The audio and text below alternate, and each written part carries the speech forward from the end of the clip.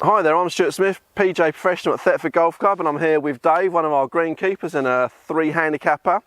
We've been asked by the club to run a video on etiquette, or how we would like you to conduct yourself whilst playing the golf course, and this will probably put you in good stead for playing other courses. So Dave, first of all, let's talk about bags and trolleys on tee. So as you can see, we've got a carry bag on the tee and we've got a trolley on tee. What's your views? Okay, so with bags on the tees, it's not really an issue. It's more common on par 3s, you see, but we don't really have an issue with bags on the tees. Where possible, you want to keep them to the sides so that you don't interfere with the golfers hitting their shots. Trolleys on tees is a big no-no. We don't want to see that. Cart paths are provided, clearly defined, so you've got areas to push your trolley and keep them well away from the teeing area and away from causing wear on the tee. Okay, so the buggy path we got there, we should push the trolley on there as well, should we then? Yeah, so again, keeping all trolley should be kept to the paths at all times, and then when around greens, keeping them away from the greens and using, where possible, paths provided. So why is that when they've got these nice big wheels on them these days? Basically, one person on a tee is probably not going to cause a massive issue, but if everybody done it, then we would get wear areas, and obviously it doesn't look very nice, and all the hard work that goes in ruins the grass and causes a path. Okay, makes sense. So there we go. So if you've got a trolley, please keep it on the paths, or certainly off the main areas of the tees. If you've got a bag, you can sort of put it on the tees, even though we would like to keep it in the slightly longer grass. And obviously buggies, definitely keep them on the paths or as far away from the tees as possible. Okay, so what we're going to do, we're going to play a hole. We're here on the lovely tough 18th hole at Thetford Golf Club. We're going to hit a shot and we're going to look at things as we go down. So, do you want to go first, Dave? Let's try.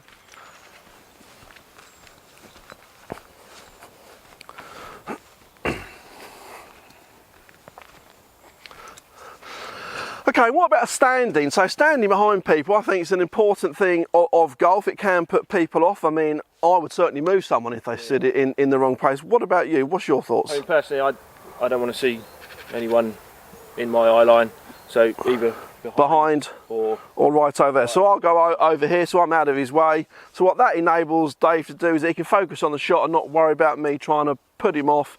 I always like to stand this side and have people stand this side so I can see them. Some people do prefer them to have them behind them so you can't see them. Okay.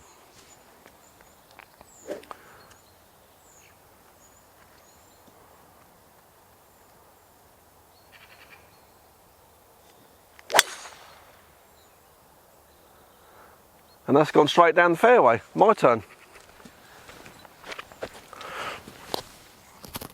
Okay. One of the things that annoys me, and you get a lot of this on the telly, is 4 and how loud you should shout it and things like that. Because on telly they sort of go 4, and no one's going to hear that, are they? So certainly when you play a golf course, now this golf course here is full of trees, so it's not too tight. So the chance of hitting people is lower than other courses, but some courses are really tight. And I think if you're going to hit a wayward shot, you need to shout the word 4. So we'll hit this one, hopefully we'll hit the fairway, but we'll just shout 4 anyhow, just sort of give you an idea of what we would expect.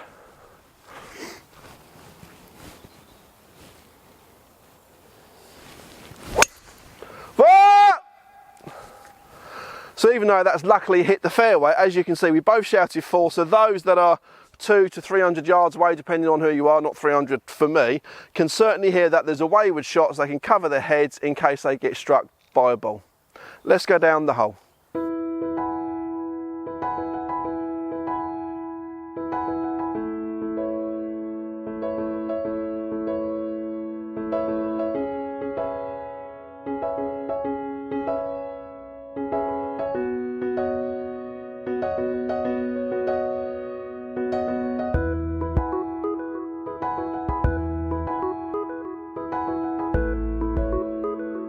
We've got one ball here, we've got one ball over in the rough.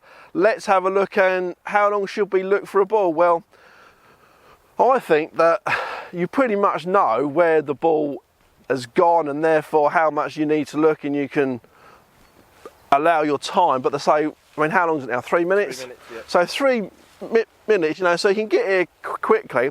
And the other thing about it is, well, let's say you're playing in a 3 or 4 ball. If while 2 or 3 of you are looking, one of you could be playing your shot. And if you do it actually makes the game just as fast. As well now, there's no playing out of turn rule, so obviously if you're ready, then go. Hit your ball, go. And then it gives the guys a chance to find their ball. And in the nicest possible way, if you hit the ball in the rough and I'm on the fairway, I'm quite happy. If you've lost your ball, that means I'm going to beat you, unfortunately. Okay, so 3 minutes, we would have a look, and then whether you find it or whether you're not, you know, apply the appropriate rules. But as I say, if one or two of you are further back there and a couple of you look, it doesn't need all of you, certainly for speed of play, to sort of actually hit your shot, and then you can come over and help them look. Regarding speed of play as well, hit a provisional. It doesn't hurt. Why not? Yeah. If you're unsure, hit a provisional, and then if you can't find your ball, it saves the time of having to go back to the tee or go try and then define where the ball went in, or as to where you've got to drop it. If you've got another ball in play, you're straight off again. You haven't got to then decide what to do and where to do it and what have you. So. Okay, which makes sense, and the best of the golfer they are, the more they think that ball might be lost, I'll hit a provisional, especially to save yourself the walk of shame. Nobody likes that. No. Okay, what we're going to do now, we're going to hit a shot off the fairway, we'll let Dave hit it, and we might take a divot, and then we'll talk about divots and how to repair them and things. Oh, what a golf shot.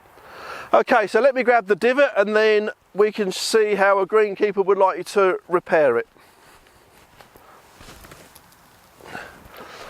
So even on this golf course where the ground is quite dry and quite sandy, sometimes you take divots and sometimes they don't. So this time we have done. So let's make sure we can zoom in a little bit and see how Dave wants you to repair it. So in this instance I've taken a divot, so you just obviously going back and get your divot, place it as best possible as to where it was taken from, and then just tread down, make sure that it's as flat as possible. If you're coming up the fairway, coming up to your ball and you see a divot out of place, then pop it back, because any divot replaced, potentially if your ball was to roll into that divot, then you've hit a good drive up here and then you find yourself in a divot and you've still got a decent shot into the green, you're going to find yourself in problems. And what's the percentage of divots that are replaced, retaken and regrown and things? It obviously depends on weather conditions, but a divot replaced has got as best chance as possible. Obviously you do have things like birds will come away, pick it away, yeah. So, but the more we can look after it, the better. From a golfer's point of view, if we see you repairing a divot, then that's... everyone's happy. Yeah. What happens after that potentially is out of our control. Of course, yeah. It's good etiquette. Make sure it's repaired and replaced. And do that. Yeah. Okay, let's go up to the green and see what we do up there then. Okay, so here we are, we've come up to the green, the ball's in the bunker, so we'll play that shot in a moment, and we've parked a buggy, which I think is fine. Dave, is that okay? No, again, going back to what we said on the tee about where buggies should be placed, we've got paths coming right round the green here. Always use the cart paths where possible. If everybody brought their buggies up here, we would create wear areas up here. This is obviously a play area. It's right next to the approach and not far from the green. We don't want to create bare lies and wear areas where people are going to be playing shots from. So always keep to the cart paths where possible. Again, if you're not, then to the sides. Here is too close. We don't want to be this close to the green. There's no need to be this close. No. We've got sufficient space. And if there's not a cart pass, are we saying the other side of the bunker, which is generally a good rule? Yeah, basically we want to keep us away from the green, as far away from the green as possible, because they can create wear areas. And what about if that was a trolley? Is a trolley okay there? To me, a trolley there would be okay. You're in the slightly longer cut, so not a trolley in the fringe area. Try and avoid the closely mown areas where possible. Obviously, if you're back here, then you can't really avoid it. Yeah. But again, you've got plenty of space here where you can take your trolley. You get it out of the way. You can bring your clubs over, and you can play your shot without any interference. Okay, so buggies we're looking to keep outside the bunkers. Trolley, depending on how close the bunkers cut to the green, it can be around that area, but again, if it's outside the bunker it's better, and a stand-bag can go anywhere.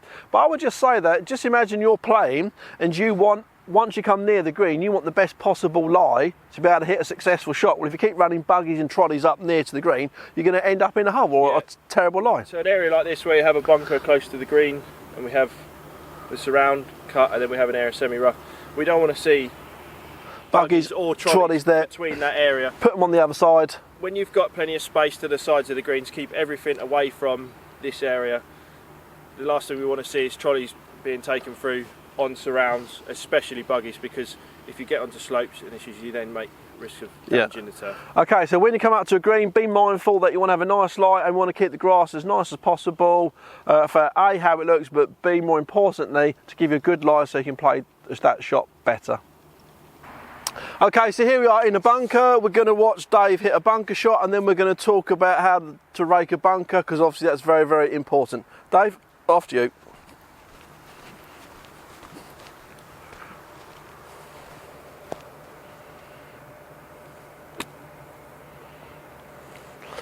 Okay, so as you can see, a super shot there from the bunker. Here's a rake. Let's talk about raking it then, Dave. Okay, so when we rake a bunker, you can see we've got two areas here that we need to concentrate on. One being where I've just taken the shot from, and also I've made quite a deep impression there where I've taken my stance. Okay. So we're looking to, you can see the bunker's been freshly raked, which it does every morning. So we need to smooth it out and leave it fit how you'd expect to be. So let's see how Dave rakes it, and then we can talk about it. So okay. the majority of golfers tend to pull it back, don't they? And then what we see quite often is the golfer would come up and just pull it away. So what we can see here is you've made a deep ridge there. If that's not filled in and your ball comes into that, you've got a horrible lie. You've got problems. So what we look at is push and pull. So basically using the rake to push and pull the sand to smooth the area that you've been in. And that looks a lot better straight away doing it So like that. You can see here, you shouldn't be able to see where you've been. Yep. Obviously this bunker's wet. Doesn't matter wet or dry bunker, we want to be able to see a smooth area ready. It's also important when you leave the bunker, bang any sand that's on your shoes, because we then get build up around the back, Okay. which then can interfere with maintenance. That's a good tip. I've not thought of that one myself, if I'm honest. So again, push and pull, smooth in the area. It's not just potentially what you've done. You might get into a bunker where somebody else hasn't raked it correctly, or they might have missed footprints. Basically leave the bunker how you'd expect to find it. How to find it. And if everyone pulls it like what you said they do, then that's where we get the complaint of there's no sand in so bunkers, whereas actually it's all up the back. See here where I've left a bit here, if you get a build up at the back, then gradually over the day or over however long, your sand's going to come to the back, and then you're going to have inconsistent levels through different parts of the bunker. So push and pull, and we've got these lovely rake stands as well. Yeah, so the club obviously provide us now with rake stands. Again, it's good etiquette. Hopefully you found the rake on the stand. If you come up to a bunker and it's not, even if your ball's not in it, then it doesn't take 5 seconds to pop it on. Okay. Once you've finished what you've done, put the rake back in. Always make sure you leave a full rake's distance into the bunker. If you don't and you leave it something like that, and your ball was to come and rest up against the rake head there, then you're left with a horrible lie.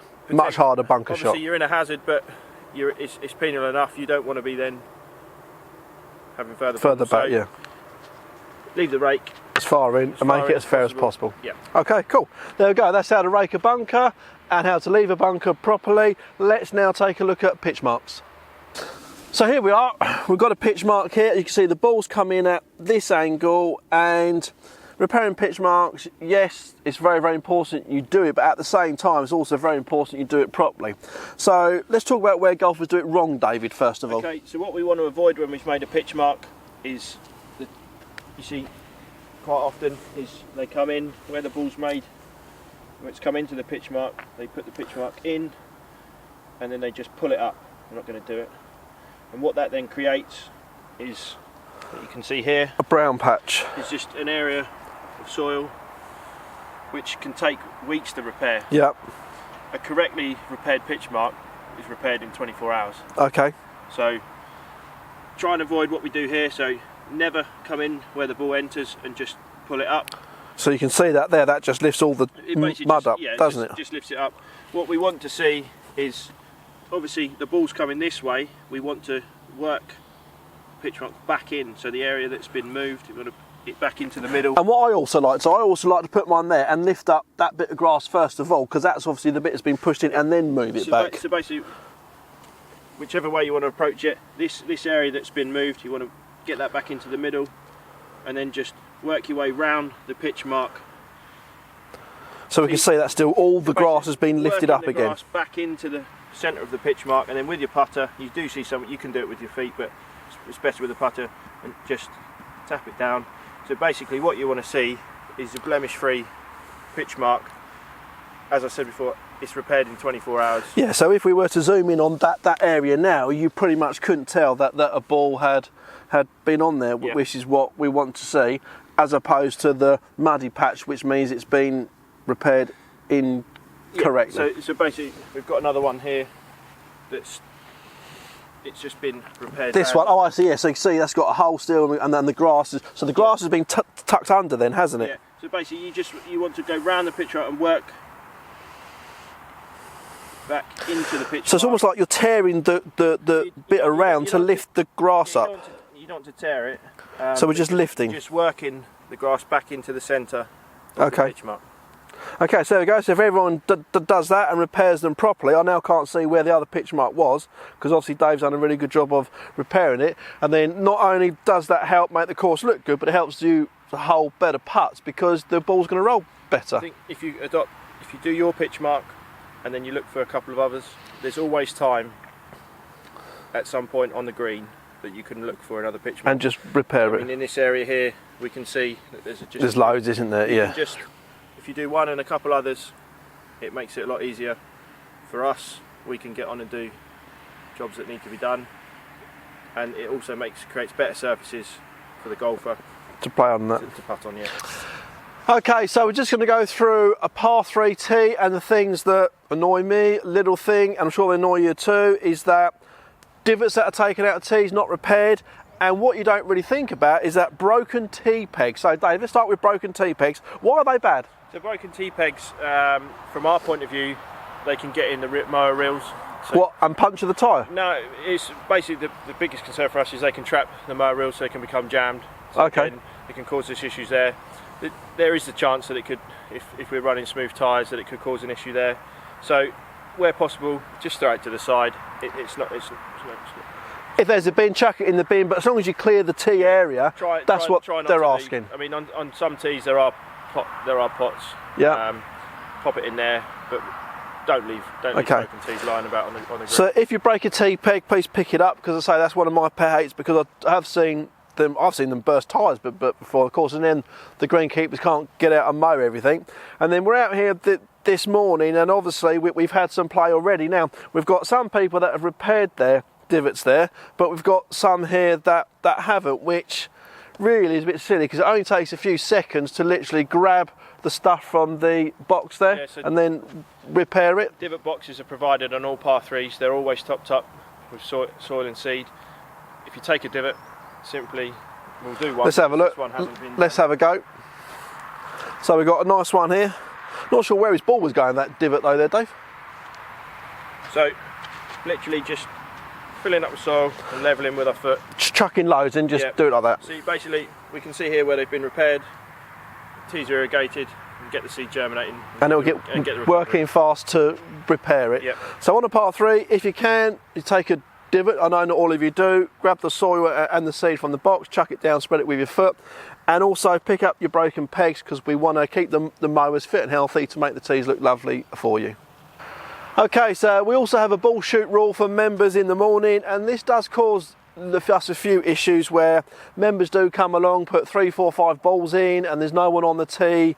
So the club have asked us to watch this a little bit more carefully now. So 1 ball per group, that's what we're looking for, and try not to put a ball in for half your group that's not here yet when there's others here. I understand that we all like to tee off at certain times, but if there's only a few people here, like there's only a 4 ball there, so they're going to come along, and if there's no one here, they obviously haven't got to put the ball in the chute. But if they wanted to wait for their people, put a ball in the chute, and if you're here and someone else puts a ball in after yours, just move yours out and stick it in again and give them a bit more time. Is that the sort of thing that you hear, Dave? I mean, basically all rules are clearly on the sign there. Yeah. But obviously, if you need to be here with your ball in the chute, obviously it goes in from the top.